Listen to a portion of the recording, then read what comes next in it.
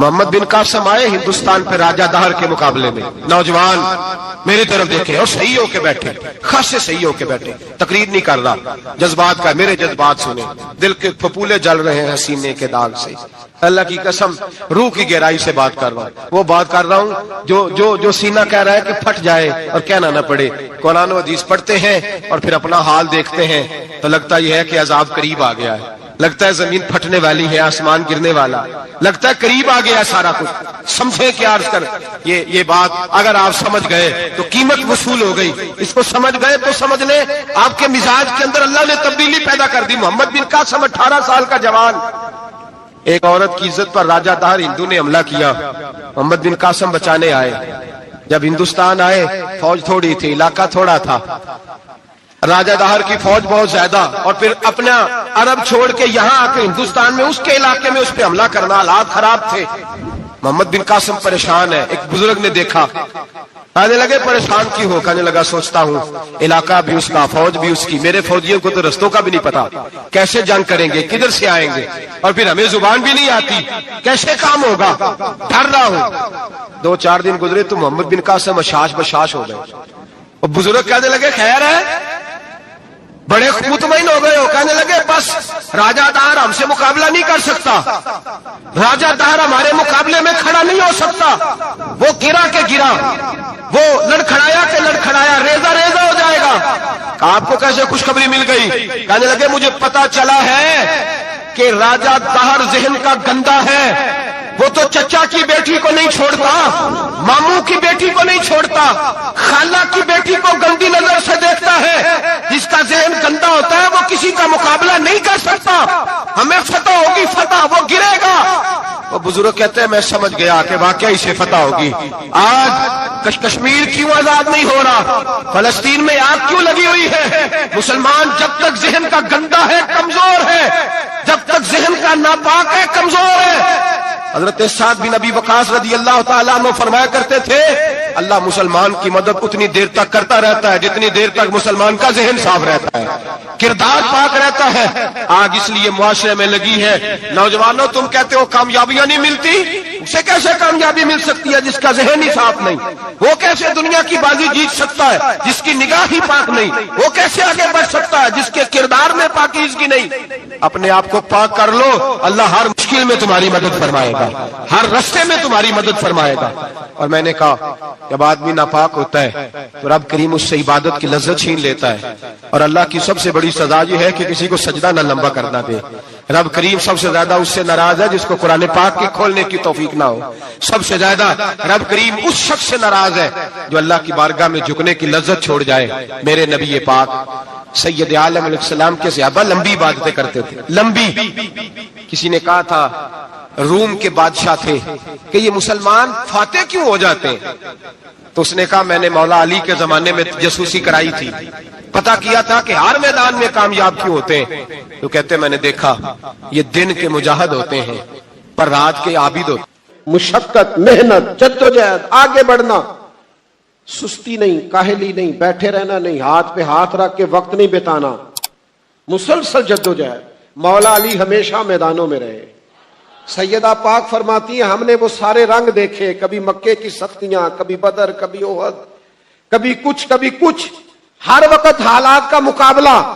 امام حسن بھی میدانوں میں رہے، زہر دیا گیا، شہید کیے گئے، اور کربلا میں تو سارا خاندان میرے محبوب کا میدان میں آ گیا، انہوں نے جدوجہد کی۔ میں اقبال کا لہجہ ادھار لے کے بات کروں گا۔ اقبال کہتے ہیں لہو مجھ کو رلاتی ہے جوانوں کی تن آسانی۔ یہ جو آرام پسند وجود ہے نا، وہاں لیٹے ہیں موبائل لے کے، وہاں لیٹے ہیں، لہو مجھ کو رلاتی ہے جوانوں کی تن آسانی۔ اٹھ باندھ کمر کیوں ڈرتا ہے، پھر دیکھو خدا کیا کرتا ہے۔ آپ آگے بڑھیں، ہمت کریں، سستی، کاہلی، کمزوری مسلمان کا شیوا نہیں۔ اپنی زندگی جدوجہد سے عبارت کریں، یہ کام بھی میں نے کرنا ہے، وہ کام بھی میں نے کرنا ہے، یہ بھی میرا ذمہ ہے، وہ بھی۔ زندگی میں زیادہ سے زیادہ اپنے وجود سے نفع لیں، یہ حضور کی اولاد پاک کا ہمیں سبق ہے۔ پھر نبی پاک علیہ السلام کی اولاد پاک نے ہمیں یہ بتایا ہے کہ استقامت جو ہے نا وہ زندگی کا حسن ہے۔ میں بڑا پریشان ہوتا ہوں نوجوانوں کے ارادوں سے. سویرے ارادہ اور ہے, دوپہر کو ارادہ اور ہے, شام کو دونوں ہی بدل دیے ہیں, تیسرا پروگرام بن گیا. اب کیا ہوا, اب میں نے فلانے موٹیویشنل اسپیکر کو سن لیا. او بھائی, اس بیچارے کو تو خود ضرورت ہے کہ کسی کو سنے, آپ اس کو سن رہے. وہ خود صبح کچھ کہتا ہے, دوپہر کچھ کہتا ہے. کوئی بھی شخص جو کتاب و سنت کی روشنی کے بغیر بات کرتا ہے اس کی باتیں کچی رہ جاتی ہیں. پکی باتیں صرف اس کی ہیں جو اپنی نہیں کرتا, جو کہتا ہے میری تو بات بن گئی ہے تیری بات کرتے کرتے. میں بلبل خوش لہجہ گلزار نبی ہوں, میٹھی میری باتیں ہیں کیونکہ نمک خار نبی ہوں صلی اللہ تعالی علیہ وسلم. جو کتاب و سنت کی روشنی میں بات کرے وہ بات پختہ ہے. باقی آپ کو کوئی کیا موٹیویٹ کر سکتا ہے. میں نے باتیں زیادہ نہیں کرنی, سمیٹنے لگا ہوں, غور کرنا میری بات پر جلدی سے. استقامت, ذرا ٹھہرے. حضور علیہ السلام نے فرمایا اللہ کو وہ عمل زیادہ پسند ہے تھوڑا کیا جائے پر روز کیا جائے. ایک دوست مجھ سے کہنے لگے میں نے بڑے ہی کام کیے ہیں, کامیابی نہیں ہوتی. میں نے کہا بڑے چھوڑ دیں, صرف ایک کرے اور اس کو صحیح کر کے کرے اور بار بار کرے. آپ کو کئی لوگ آئیں کہ مشورے دیں گے اور پھر چلیں, اب موسم بھی عمدہ ہے اور میں کہہ چکا ہوں کہ آپ کے انداز بھی بڑے انوکھے ہیں. لوگوں کی جو باتیں ہیں نا, باتیں کرنے کے لیے ہوتی ہیں پر ساری سننے کے لیے نہیں ہوتی. امام شافعی رحمۃ اللہ علیہ فرمایا کرتے لوگوں کی باتیں پتھروں کی طرح ہیں, اگر تم نے کندھوں پہ رکھ لی تو وجود درد کرے گا. یہ لوگوں کی جو فضول باتیں ہیں وہ پیروں کے نیچے رکھو, قد اونچا ہو جائے گا. ہر ایک کی بات سننا, فلانے نے یہ کہہ دیا, فلانے نے کہہ دیا, کہتا رہے جس نے جو کہنا ہے.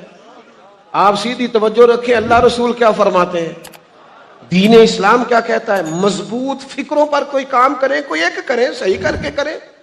ہمارے ایک بزرگ تھے, وہ کہا کرتے تھے بھائی آپ دین پڑھتے پڑھاتے ہیں, کوئی آپ کو مولوی صاحب کہے تو اس بات کو فخر سمجھنا ہے کیونکہ ہم ہیں. بھائی بندہ جو ہے, دیکھیں نا, جس آدمی کے ہاتھوں پہ چھالے ہیں, لباس پرانا ہے, محنت مزدوری کرتا ہے, اسے ناز کرنا چاہیے اس لیے کہ وہ چھین کے نہیں کھاتا, کرپشن کا نہیں کھاتا, محنت کر کے کھاتا ہے. وہ اگر ڈرا ڈرا سہما ہے تو اس نے زیادتی کی ہے اپنے ساتھ. آپ جدوجہد کا مزاج بنائیں اور استقامت ہو, آپ میں ٹھہراؤ ہو, آپ مستقل مزاج ہو. بڑے لوگ آپ کو باتیں بتائیں گے. امام حسین کربلا کی طرف جا رہے تھے, فرزق شاعر رستے میں ملا. آپ جا رہے تھے اور وہ کوفے سے آ رہا تھا, کہنے لگا حسین نہ جائیے گا. فرمایا کیوں, کیا ہوا؟ کہنے لگا میں حضرت مسلم بن عقیل رضی اللہ تعالیٰ عنہ کی مقدس لاش کو کوفے کے چوک میں لٹکا ہوا دیکھ کے آیا ہوں. یہاں لوگ فیک نیوز پر بھی ارادے بدل لیتے ہیں اور ہمارے ملک میں تو فیک نیوز, فیک پیج. وہ مجھے آج دوست پوچھ رہے تھے آپ کے کتنے کو پیج ہے, میں نے کہا مجھے بھی نہیں پتا, کون سا کو بتاتا ہے بنانے سے پہلے. بنانے سے پہلے بتائے تو پتا ہونا, اللہ جانے کیا کرتے پھرتے, کام ہی یہ رہ گیا اللہ ماشاءاللہ قوم. فیک خبروں پر لوگ ارادے بدل دیتے ہیں. کہ حضور میں لٹکا ہوا دیکھ کے آیا ہوں تو یہ امام حسین ہے. ہاں, اور حسین ابن علی کی شان رفت کوئی کیا جانے, یہ حسن جانے, علی جانے, نبی جانے یا خدا جانے جل شانہ صلی اللہ تعالی علیہ وسلم, کوئی نہیں جان سکتا. سنیں جی, وقت زیادہ ہو گیا, بات کو سمیٹنا ہے. کہا کیا کہا حضور میں وہاں شہادت دیکھ کے آیا ہوں. تو امام علی مقام فرمانے لگے فرزق میرا بھائی لٹک گیا ہے, شہادت قبول کر لی ہے, کہیں جھکا تو نہیں کسی کے سامنے؟ یہ کیا بات ہوئی؟ کہا حضور جھکے نہیں. فرمایا بس پھر ہٹو, ہمیں بھی جانے دو. ارادہ جو کر لیا ہے, ارادے جن کے پختہ ہوں, نظر جن کی خدا پر ہو, کچھ نہ کچھ پکے پروگرام بنائیں زندگی میں, کچھ چیزوں کو طے کریں. یہ حضور کی اولاد کا سبق ہے. اور پھر جو چیز انہوں نے ہمیں جم کے سکھائی ہے نا, وہ ہے صبر. صبر حسین کائنات کی اتنی بڑی حقیقت ہے کہ اگر امت صبر حسین سے سبق لینا شروع کر دینا, دوستو سنو, 100 کے قریب آیات ہیں قرآن مجید میں کم و بیش جو صبر کی بات کرتی ہیں. 500 کے قریب علماء نے لکھا ہے احادیث و آثار ہیں جو صرف صبر کی بات کرتے ہیں. صبر کا معنی کسی بزدلی کا نام صبر نہیں.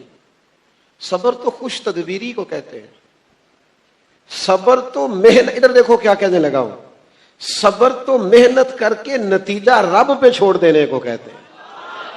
سارا عمل کر کے نتیجہ اللہ پہ چھوڑ دینا صبر ہے. خدا کے فیصلے کے سامنے تسلیم و رضا کی گردن جھکا دینا یہ صبر ہے. چلے ایک پنجابی کا شعر ہے، نہ بھی سمجھ آئی تو قبول کر لیجئے گا.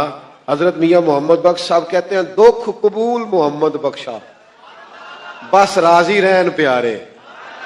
اگر وہ دکھ دے کے راضی ہے کسی بات میں میرا محبوب تو میں بھی قبول کرنے کو تیار ہوں. قبول ہے، اگر وہ اس میں راضی ہے تو ہم بھی راضی ہیں. مقام تسلیم و رضا کا نام، چلے ایک مثال دیتا ہوں بات جلدی سمجھ میں آ جائے گی. ایک قیمتی ہی، بہت سارے لوگ کہتے تھے محمود غزنوی سے کہ ایاز سے کیوں پیار کرتے ہو؟ تو ایک دن اس نے چاہا لوگوں کو بتا دوں یہ زیادہ پیارا کیوں ہے. ایک قیمتی ہیرا تھا موٹا، تو کافی سارے سیانے لوگ، سیانے بڑے ہوتے ہیں نا، سمجھدار سیانے مشورے دینے والے سارے بیٹھے تھے. تو محمود کہنے لگے ادھر آپ بھی یہ ہیرا توڑ دے. تو وہ سیانا آدمی تھا، اس نے مشورہ دے دیا. سیانا جو تھا اس نے کہا جناب اتنا قیمتی ہیرا آپ توڑوائیں گے تو نقصان ہوگا، خسارہ ہوگا، کیا کر رہے ہیں آپ؟ تو کہنے لگے بالکل ٹھیک ہے، تو عقل مند آدمی ہے. دوسرے کو بلایا، کہا اسے توڑ دو. کہنے لگا یار آپ بادشاہ سلامت ہیں، ہم حکم عدولی تو نہیں کر سکتے، پر یہ آپ کیا نقصان کر رہے ہیں؟ کہا بالکل ٹھیک ہے، تو بھی سیانا ہے. 3-4 سمجھدار بلائے، سب نے مشورہ دیا، چلے گئے. اس نے آخر میں ایاز کو بلایا، کہا یہ ہیرا توڑو. اس نے پہلی ضرب لگائی، ہتھوڑا پکڑا، توڑ دیا، کئی ٹکڑے کر دیے. تو محمود کہنے لگے تو بڑا نادان ہے، قیمتی ہیرا سب نے مشورہ دیا، تو نے کیوں توڑا؟ کا بادشاہ غلطی ہو گئی. کہا نہیں غلطی نہیں ہوئی، بتا توڑا کیوں؟ سنو پھر. اس نے کہا میں نے زندگی میں طے کیا ہے جو ٹوٹتا ہے ٹوٹ جائے، تیرا حکم نہیں ٹوٹنا چاہیے.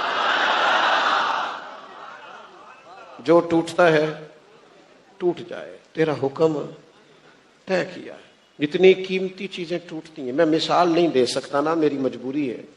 بلا مثال و بلا تشبیہ میں مثال نہیں دے سکتا، یہ یہاں فٹ نہیں ہوتی. صرف سمجھا کے آپ کے ذہنوں کو وہاں لایا ہوں. امام حسین نے فرمایا مالک تیرا حکم نہیں ٹوٹنے دوں گا. میرا مقام تسلیم و رضا ہے، علی اکبر سے خوبصورت جوان کوئی نہیں، عباس سے پیارا بھائی کوئی نہیں، علی اصغر جیسا دوسرا پھول کوئی نہیں، اور ڈھونڈو گے بھی تو حسین سا آقا نہ ملے گا. لیکن فرمایا ہر چیز ہی قربان ہے، جو جاتا ہے جائے، پر مالک تیرا حکم. صبر کر کے دکھایا، حوصلہ. میدان کربلا جنگ کیا تھی؟ 70-72، کچھ کہتے نہیں زیادہ تھے، 125 تھے. چلے ٹھیک ہے آپ 300 کر لیں، اور سامنے ہزاروں کا لشکر. ہزاروں کی جنگ کبھی 100-150 سے بھی ہوتی ہے، لیکن یہ جنگ ہوئی. حکومت 4 سال پھر بھی یزید نے کی، پر اس میں فتح امام حسین کی ہوئی. یاد رکھنا یہ جنگ تھی، فوج تھی، اسلحہ تھا، نیزے تھے، تلواریں تھیں. امام حسین کے پاس جواب میں صبر تھا. نیزے، تلواریں، تیر، برچیاں ہار گئے، اور امام حسین کا صبر جیت گیا. میرے دوستو، ہو سکتا ہے آپ کا مخالف وقتی طور پر فتح یاب ہو جائے، ہو سکتا ہے تھوڑی دیر کے لیے حضرت یوسف علیہ السلام کو جیل میں جانا پڑ جائے، ہو سکتا ہے وقتی طور پر کچھ حالات کا دائرہ اور ہو جائے، لیکن صبر کا دامن نہ چھوڑنا، اس لیے کہ ہمیشہ صبر جیتا کرتا ہے. کیوں جیتتا ہے؟ کہ ان اللہ مع الصابرین، اللہ صبر کرنے والوں کے. تو صبر ہمیشہ، میری ملت کے جوانوں میں صبر نہیں. یہ سویرے انقلاب چاہتے ہیں، 8 دن محنت کر کے 9ویں دن انقلاب چاہتے ہیں. اتنی جلدی نہیں بھائی نا. میں کہہ چکا ہوں کہ امام حسین نے سارے کنبے کی شہادت پیش کر دی، پر یزید 4 سال پھر بھی حکومت کر گیا. لیکن پھر یوں مٹا، یوں گھیر کے مارا ہے پھر امام حسین نے یزید کو کہ اب کوئی نام بھی لینے کو تیار نہیں. آپ کا جو صبر ہے نا، صبر، اس میں فنا ہو جائے گا آپ کا دشمن. پھر اپنی ساری گفتگو دہراتا ہوں. ایک تو پیار کرنا ہے تو ذرا رج کے کرنا ہے، احترام کرنا ہے تو عقیدتوں سے، فیض لینا ہے تو ڈٹ کے لینا ہے. اور پھر ہم نے ان سے سیکھنا ہے. ہم نے فقیری کو مظلومیت نہیں بنانا، فخر بنانا ہے. ہم نے فقر کو اور فاقے کو بھی اس طرح قبول کرنا ہے جو رنگ رسول کریم علیہ السلام نے ہمیں عطا کیا ہے. اور پھر ہم نے اپنی اولادوں کو اعلیٰ اخلاقی اقدار سکھانے ہیں، آداب سکھانے ہیں، جد و جہد سکھانی ہے، محنت سکھانی، سستی نہیں، کاہلی نہیں، بزدلی نہیں، آگے بڑھنا اور بڑھتے چلے جانا، محنت کرنا اور کرتے چلے جانا. وہ ہمارے شیخ کہا کرتے تھے زمین کے اوپر کام، نیچے جا کے آرام. ڈیوٹی، ذمہ داری، خدمت کرتے چلے جائیں، اور پھر استقامت، اور پھر صبر، اور پھر آپ نے نتائج سارے اپنے رب کریم پہ چھوڑ دینے. اس لیے کہ جو نتیجہ بارگاہ خدا بندی سے ملتا ہے وہ بڑا ہی باکمال ہوتا ہے. ایک آخری بات بھی عرض کر لوں آپ دوستوں سے، اگر آپ زیادہ توجہ کریں تو. امام حسین کا نماز سے بڑا پیار ہے، قرآن پاک سے بڑا پیار ہے. نمازی تو آپ ماشاءاللہ پہلے سے ہی ہیں، جو میں کہہ رہا ہوں اسے آپ نے سمجھنا ہے. میں کہہ رہا ہوں امام حسین کا نماز سے پیار ہے. آپ نے نماز سے پیار کرنا شروع کرنا ہے، اس سے پیار ڈال لیں، محبت شروع کریں نماز سے. نماز کا اہتمام بھی پیار سے، ادائیگی بھی پیار سے. امام حسین فرمایا کرتے تھے مجھے سجدوں سے بڑا پیار ہے. یہ سجدوں سے محبت شروع کریں. مجھے سوز دے، مجھے ساز دے، مجھے نیم شب کا نیاز دے، دم سجدہ خود کو توڑ دوں، مجھے ایسا ذوق نماز دے. سجدوں سے. اور قرآن پاک سے بھی پیار، خوب پیار کریں قرآن پاک سے. کوئی آیت لیں، اس کا ذرا مفہوم دیکھیں، عالم صاحب سے پوچھیں کہ یہ آیت کیا بات کرتی ہے، اس میں رب کریم کی کیا منشا ہے. قرآن مجید کی تلاوت، قرآن مجید سے محبت، کبھی سورہ ملک سے پیار، کبھی سورہ یاسین سے پیار، کبھی سورہ علم نشرح سے پیار، کبھی سورہ اخلاص سے پیار. تھوڑی سی محبت ڈالیں. کبھی کبھی رکا دیا کریں جب محفل ہو رہی ہو تو کہا دل بڑا کر رہا ہے آج سورہ رحمان کی تلاوت سنائیں. مسلمان کی زندگی میں دعاؤں کا بہت زیادہ اثر ہوتا ہے.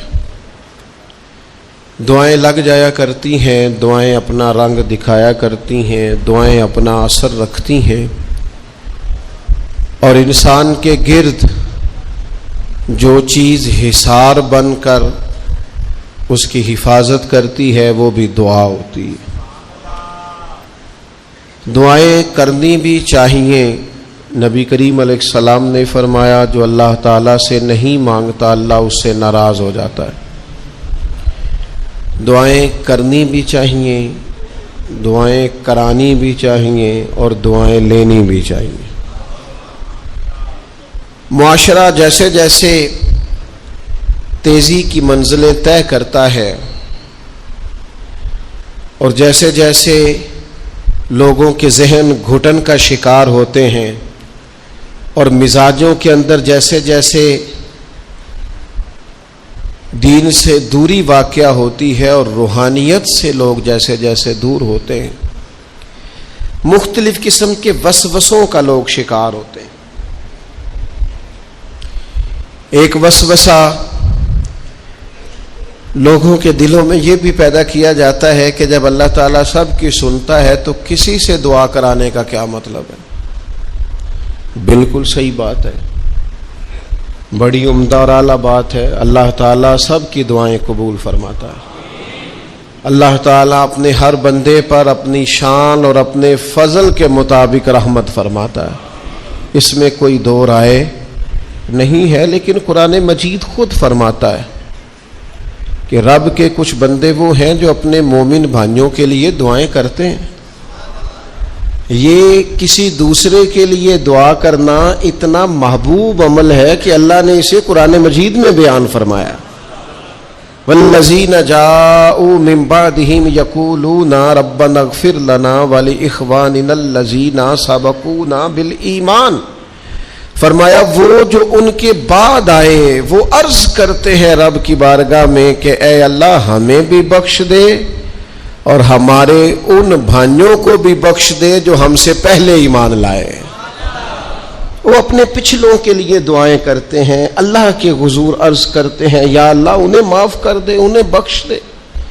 یہ دعا انہوں نے کسی کے لیے کی, اللہ نے اس دعا کو قرآن مجید کے اندر بیان فرمایا. دیکھیے سب کی دعائیں اللہ کے حضور قبول ہوتی ہیں, لیکن کچھ زبانیں ایسی ہیں جو رب کریم کو پیاری بہت زیادہ ہے. حدیث صحیح میں موجود ہے, نبی پاک علیہ السلام نے فرمایا, رب فرماتا ہے جب بندہ کثرت نوافل کے ذریعے میرے قریب ہو جاتا ہے تو وہ پھر اتنا قریب ہو جاتا ہے, اتنا قریب ہو جاتا ہے کہ میں اس کی زبان بن جاتا ہوں. جب بھی وہ سوال کرتا ہے میں اپنے فضل سے اسے عطا کرتا ہوں. بخاری مسلم دونوں میں موجود ہے. اب ایسی زبانیں جن کو اللہ تبارک و تعالیٰ کی بارگاہ سے یہ اذن مل گیا کثرت عبادت, کثرت نوافل, زہد, ورع, تقوی, کہ اللہ کے حضور جب وہ عرض گزار ہوتے ہیں تو مالک ان کی دعائیں قبول فرماتا ہے. تو اب اگر کسی کو کسی ایسی زبان کی خبر آئی اور اس نے جا کے اس سے دعا کرائی اور اللہ نے اپنے فضل سے اس بندے پر رحمت کر دی اور دعا قبول ہو گئی, تو بتائیے حرج والی بات کیا ہے؟ اب اس پر بھی وسوسہ ہے کہ اللہ صاحب کی سنتا ہے آپ نے فلاں کو دعا کے لیے کیوں کہا, اس پر بھی وسوسہ ہے. روحانی دنیا سے لوگوں کو دور کرنے کے لیے, اللہ کے نیک بندوں سے دور کرنے کے لیے, وہ لوگ جو مالک کریم کے قرب والے ہیں جن کو قرآن مجید نے اولیاء اللہ کہا ہے, ان سے لوگوں کا رشتہ کمزور کرنے کے لیے ایک نیا رنگ, ایک نئے انداز میں بات کہ اللہ سب کی دعائیں قبول کرتا ہے. تم دعا کرانے جا رہے ہو, تم نے فلاں سے کہا میرے لیے دعا کرنا, تم نے فلاں بزرگ سے کہا میرے لیے دعا کرنا. تو میرے بھائی یہ تو بڑی آسان سی سادی سی بات ہے.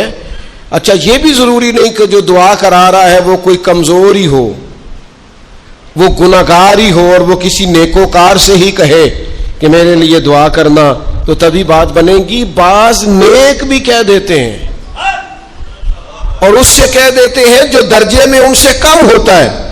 کیا حضرت امام جعفر الصادق رضی اللہ تعالیٰ عنہ نے کہا نہیں حضرت داؤد طائی سے کہ میرے لیے دعا کرنا؟ کیا کہا نہیں بعض اساتذہ نے شاگردوں سے کہ دعا کرنا؟ کیا کہا نہیں کہ بعض مشائخ نے مریدوں سے کہ میرے لیے دعا کرنا؟ بھائی کیا بیٹا اپنے باپ کے لیے دعا نہیں کرتا؟ کیا بیٹیاں بیٹے ماں باپ کے لیے دعا؟ او سنو نا یار, اس سے بڑی میں آپ کو بات کیا سناؤں. بخاری مسلم میں موجود ہے, حضرت عمر فاروق رضی اللہ تعالیٰ عنہ عمرہ کرنے جا رہے تھے. اللہ کے پیارے رسول, رسول رحمت, محبوب رب اکبر صلی اللہ تعالیٰ علیہ وسلم نے فرمایا عمر میرے بھائی ہمیں بھی دعاؤں میں یاد کرنا. اب بتاؤ اس سے بڑی مثال کہاں سے لائیں؟ حضرت عمر سے نبی کریم علیہ الصلوۃ والسلام نے کہا عمر میرے بھائی ہمیں بھی اپنی دعاؤں میں یاد رکھنا. تو اگر حضور جناب عمر سے کہہ سکتے ہیں دعا کرنا, مجھے بتاؤ حضور کو ضرورت ہے جناب عمر کی دعا کی؟ یہ کس لیے کہا؟ یہ اس لیے کہا کہ ہمیں سمجھ میں آ جائے کہ کچھ لوگوں سے دعا کرا لینی چاہیے, کچھ لوگوں سے دعا کرا لینی چاہیے. بس اس سے زیادہ جملہ نہیں کہوں گا, کچھ لوگوں سے اپنے حق میں کچھ کہلوا لینا چاہیے, کوئی گواہی اپنے حق میں کرا لینی چاہیے. فائدہ ہوتا ہے, اس کا نفع ہوتا ہے, اس میں بڑے راز مضمر ہوتے ہیں, اس میں بڑے عقدے کھل جایا کرتے ہیں, اس میں بڑی آسانیاں ہو جاتی ہیں. میرے عزیز نبی پاک صلی اللہ تعالی علیہ وسلم نے فرمایا جناب عمر سے میرے لیے. حضور فرماتے ہیں اللہ کے کچھ بندے ہیں اگر وہ قسم کھا کے کہے نا یا اللہ ایسا کر دے, یہ بخاری مسلم دونوں میں موجود ہے, وہ قسم کھا کے کہے نا لو اقسم علی اللہ لا ابرہ, وہ اگر قسم کھائیں تو رب ان کی قسم بھی پوری فرما دیا کرتا ہے. اور میرے بھائی محبت کے لیے دل ڈھونڈ کوئی ٹوٹنے والا، کوئی جگہ ایسی تلاش کر جہاں سے دعا مل جائے، جہاں سے کرم ہو جائے، جہاں سے عطا ہو جائے، جہاں سے اللہ کا فضل ہو جائے. اور پھر ہمیں بھی چاہیے ہم دعائیں دیتے رہیں، ماں باپ کو چاہیے اولاد کو دعائیں دیتے رہیں، اساتذہ کو چاہیے شاگردوں کو دعائیں دیتے رہیں، مشائخ کو چاہیے عقیدت مندوں کو دعائیں دیتے رہیں، بہن بھائیوں کو چاہیے ایک دوسرے کو دعائیں. چلیں آپ آمین کہیں. اب آپ نے انکار نہیں کہ سارے دعا مانگے، یا اللہ ہمارے بھائیوں کو ہم سے زیادہ عطا فرما، یا اللہ بھائی کو ہم سے، یا اللہ بھتیجوں کو زیادہ عطا فرما، بھانجوں کو زیادہ عطا فرما، اللہ محلے داروں کو زیادہ عطا فرما، پڑوسیوں کو زیادہ عطا فرما. یہ مانگو نا دعائیں، اس میں بھلا ہے، اس میں نفع ہے. اب جنہوں نے پریشان ہو کے آمین کا ہے وہ خوش ہو جائیں گے. نبی پاک علیہ السلام نے فرمایا جو دعا تو کسی کے لیے مانگتا ہے اللہ پہلے تیرے حق میں قبول فرماتا ہے. لوگ خوش ہو گئے آپ لوگ. او بھائی دعا مانگے کسی کے لیے، بد دعا نہیں کرنی، کسی کے لیے بھی بد دعا. ہمارے ہاں نا ایک بہت بڑا طبقہ جذباتی لوگوں کا ہے. ہمارے ایک استاد کہا کرتے تھے جذباتی لوگوں سے دوستیاں نہیں کرنی چاہیے، جذباتی لوگوں سے تعلقات نہیں بنانے چاہیے، اس لیے کہ جس بندے کا اپنے اوپر کنٹرول ہی نہیں تو وہ کسی کے حق میں کیا کرے گا. وہ کہتے تھے جذباتی لوگوں سے بچو. او بھائی ہم بڑے جذباتی ہو جاتے ہیں، ذرا سی شدت آئی نہیں گھر میں لڑائی، اور لڑائی بھی کس سے؟ گھر والی سے. بد دعائیں شروع کر دی، اپنے آپ کو بد دعائیں دے. لڑائی کس سے ہو رہی ہے؟ بہن بھائیوں سے. بد دعائیں شروع کر دی. ماں باپ سے لڑائی ہوئی، بد دعا دے رہے، اور بڑی بڑی تلخ ہو کے، بڑی بڑی سخت ہو کے. او بھئی آپ کیوں ایسے جملے کہتے ہیں، کیوں سخت لفظ بولتے ہیں؟ صحیح مسلم میں حدیث ہے، نبی پاک علیہ السلام نے 3 چیزوں کا نام لے کے فرمایا نہ اپنے آپ کو بد دعا دینا، نہ اپنی اولاد کو بد دعا دینا، نہ اپنے مال کو بد دعا دینا. ایسا نہ ہو کہ جب تم وہ دعا کر رہے ہو تو وقت قبولیت کا ہو. کبھی بھی اپنی اولاد کو، اپنے آپ کو، اپنے اموال کو بد دعا نہ دو. کیوں ایسے جملے بولتے ہو؟ یعنی غصے اور جلال میں بھی جب اپنے بچے کے لیے بات کرو تو پیار والی بات کرو. غصے میں، جلال میں، جذباتیت میں بھی بہن بھائیوں کے لیے، گھر والوں کے لیے، اپنے لیے بات کرو تو محبت والی بولی بولو. کبھی بھی اپنے لفظوں کو سخت نہ کرے. ہمارے ہاں 1 منٹ لگتا ہے، لوگ کہتے ہیں اللہ کرے میں مر جاؤں، اللہ کرے میں تباہ ہو جاؤں، اللہ کرے میں. او بھائی تو ٹھہر جا. اللہ تعالیٰ نے زندگی تجھے اپنے فضل سے عطا فرمائی ہے.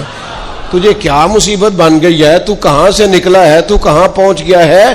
تو کیسے کہتا ہے میں مر جاؤں؟ تو اپنی جان کا مالک ہی نہیں. تو مالک ہوتا تو اپنی مرضی کے خاندان میں پیدا ہوتا، اپنی مرضی کی تاریخ کو پیدا ہوتا، اپنی مرضی کے ملک میں پیدا ہوتا. تو اپنی جان کا مالک ہی نہیں. مالک تو وہ ہے جس نے اپنی مرضی کی جگہ پہ پیدا کیا ہے، اپنی مرضی کا وقت دیا ہے. تو کیسے کہتا ہے میں مر جاؤں؟ نہیں، تو مر سکتا.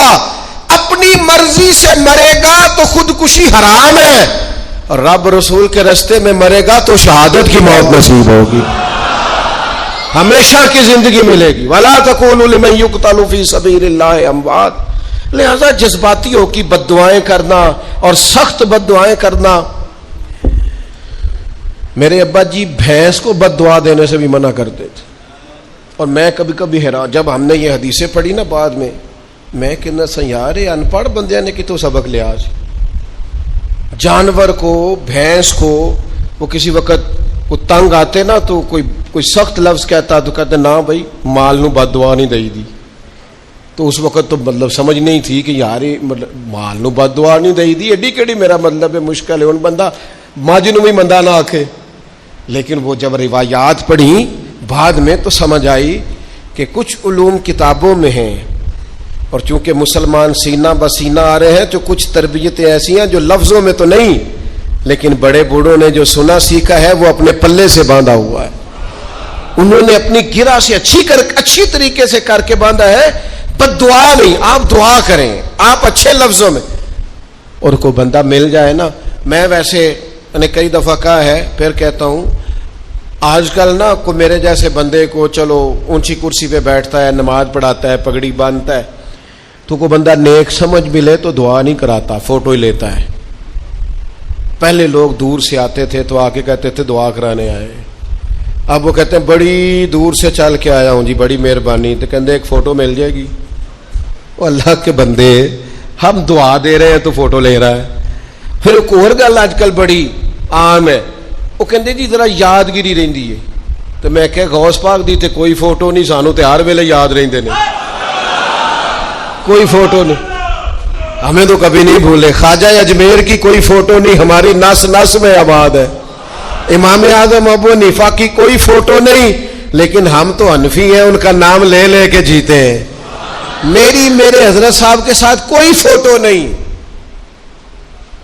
جرت ہی نہیں تھی، اتنے قابل ہی نہیں تھے کہ ساتھ کھڑے ہو سکتے۔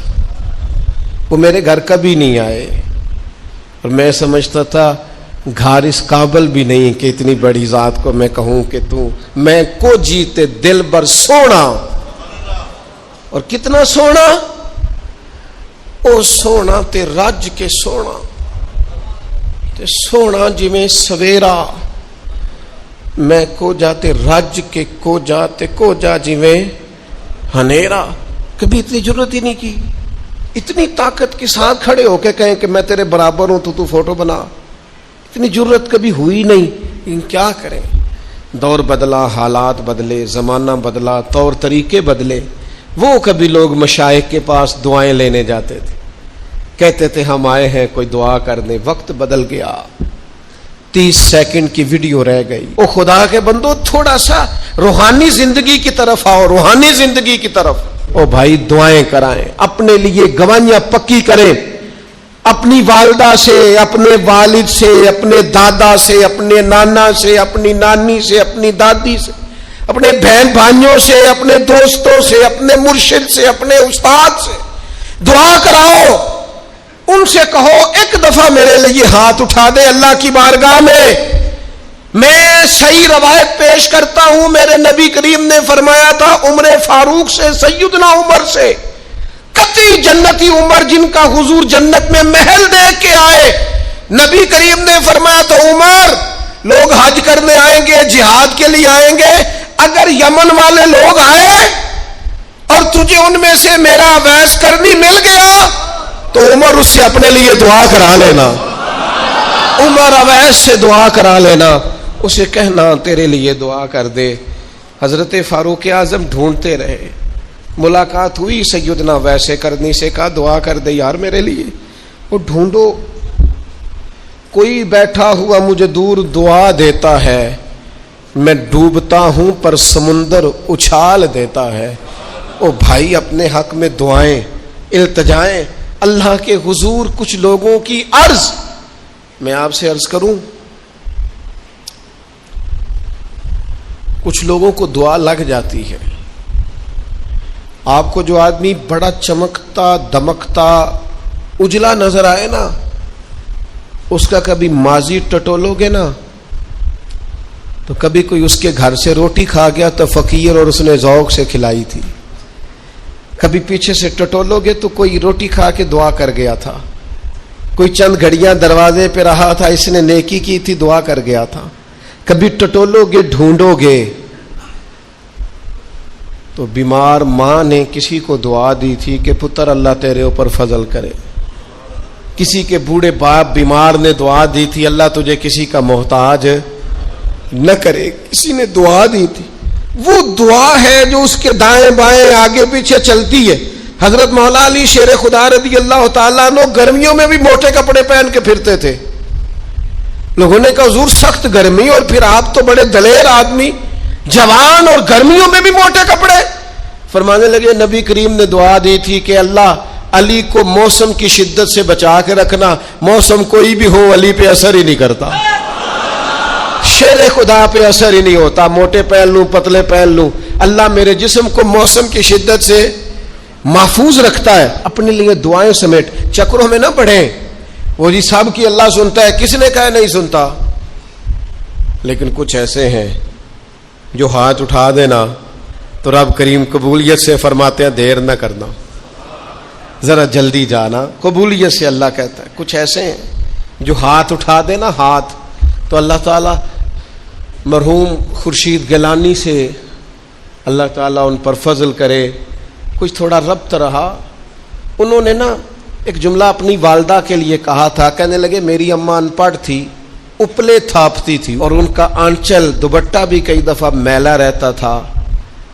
پر مرحوم گیلانی صاحب کہتے ہیں میری ماں کبھی میلا دوپٹہ بھی سامنے کر کے اللہ سے میرے لیے رحمت مانگتی تھی تو مجھے لگتا تھا مالک نے فضل فرما دیا. بھائی اپنے لیے رحمت اپنی والدہ سے, والد سے, بوڑھوں سے, بزرگوں سے دعائیں لیں. کچھ دعائیں ایسی ہوتی ہیں جو کرم کر دیتی ہیں, جو آسانی. اور ایک دوسرا پہلو بھی ہے, کبھی کسی بندے کو اتنا تنگ نہ کرنا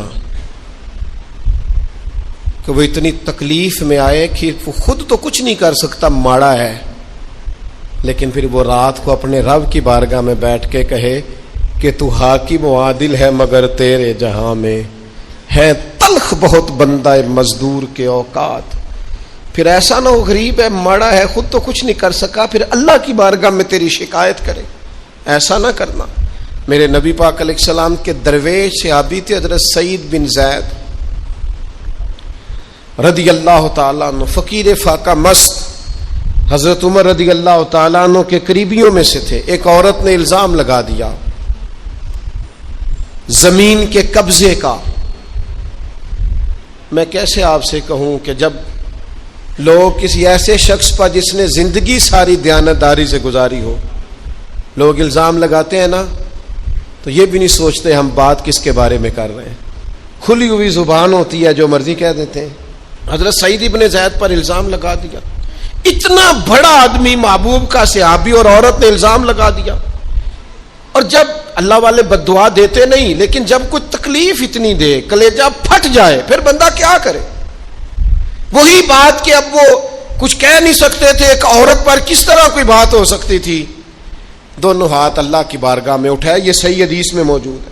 دونوں ہاتھ اللہ کے حضور اٹھا کے عرض کرنے لگے مالک اگر یہ عورت جھوٹی ہے نا تو پھر اسے اندھا کر دے اور اس کی قبر اس کے گھر میں بنا دے. صحابہ فرماتے ہیں کہ حضرت سعید ابن زید کا تو وصال ہو گیا, زمانہ گزر گیا, لیکن ہم نے پھر اس بی بی کو اندھا ہوتے دیکھا ہے. پھر اس کے گھر میں کنواں تھا اور ہم نے اسے اپنے ہی گھر کے کنویں میں گر کے مرتے ہوئے بھی دیکھا ہے.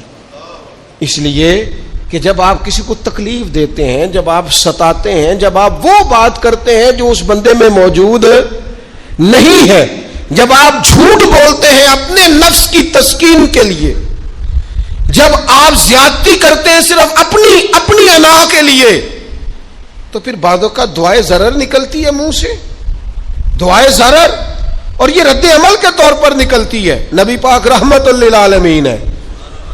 لیکن جب حضور گزرے نا ایک دن طواف بیت اللہ شریف کر کے, تو کفار نے پھبتیاں کسیں, بار بار بلا بھلا کا.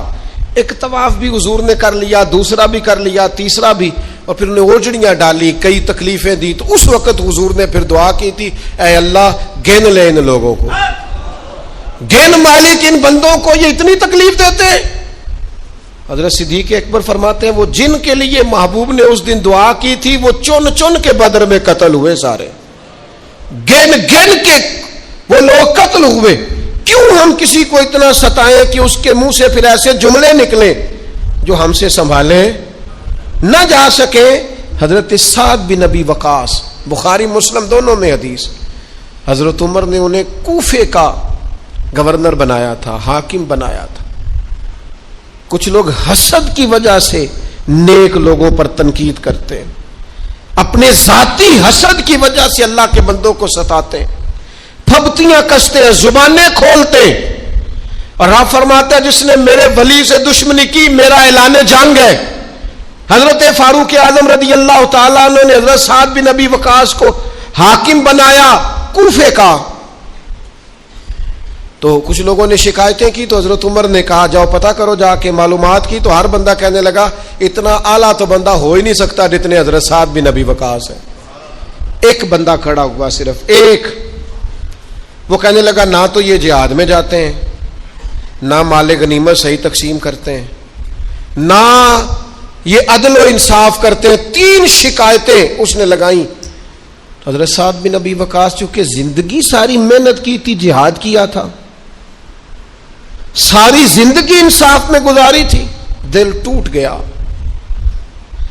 اللہ کی بارگاہ میں عرض کرنے لگے مالک اگر یہ ریاکاری کے لیے کہہ رہا ہے نا، یہ باتیں جھوٹ بول رہا ہے، تو پھر اس نے 3 الزام لگائے ہیں، تو میں 3 دعائیں کرتا ہوں، اس بندے کی عمر لمبی کر دے، اس کا فاقہ بڑھا دے، اور اسے فتنوں میں مبتلا کرنا میرے مالک۔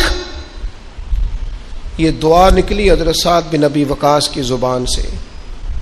صحابہ اور تابعین فرماتے ہیں وہ بندہ اتنا بوڑھا ہو گیا، حضرت سعد بن ابی وقاص تو وصال کر گئے، بڑی شان سے دنیا سے گئے، لیکن وہ اتنا بوڑھا ہو گیا کہ اس کی بھویں جھک گئی تھی، اور فاقے کا یہ عالم تھا کہ فاقہ ختم ہی نہیں ہوتا تھا، اور فتنوں کا یہ حال تھا کہ بڑھاپے میں بھی معاذ اللہ چوکوں میں کھڑی عورتوں کو چھیڑ دیتا تھا، اور لوگ جوتے مارتے، تکلیف دیتے، باز کیوں نہیں آتا تجھے، شرم کیوں نہیں آتی؟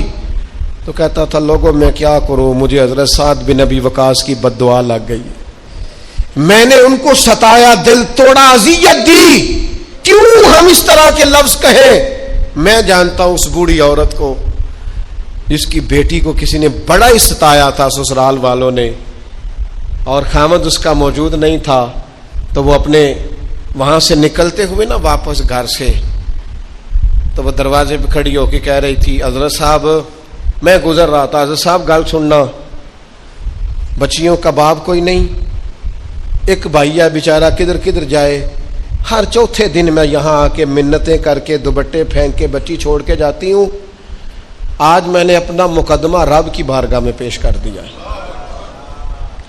آپ گواہ رہے نا، میرا جرم صرف ہے کہ میں بیٹیاں دی ماں ہوں، گواہ رہے نا آپ، میں نے مقدمہ اللہ کے حضور درج کرا دیا ہے، بیٹی کو حوصلہ دے کے جاتی ہوں، خود نہیں سوتی میں ساری رات، مجھے پتہ ہے میری بیٹی کے ساتھ زیادتی ہو رہی ہے، اور ان کو بھی پتہ ہے لے جا کوئی نہیں سکتے، بندے ماڑے ہیں، تو یہ روز ظلم کرتے ہیں، اب میں نے وہ مقدمہ درج کرا، آپ گواہ رہنا، میں نے بڑا منایا اس اماں کو، میں نے کہا اماں اتنے سخت جملے نہ کہنے لگی کلیجہ اندر سے پھٹ گیا، چھلنی ہے۔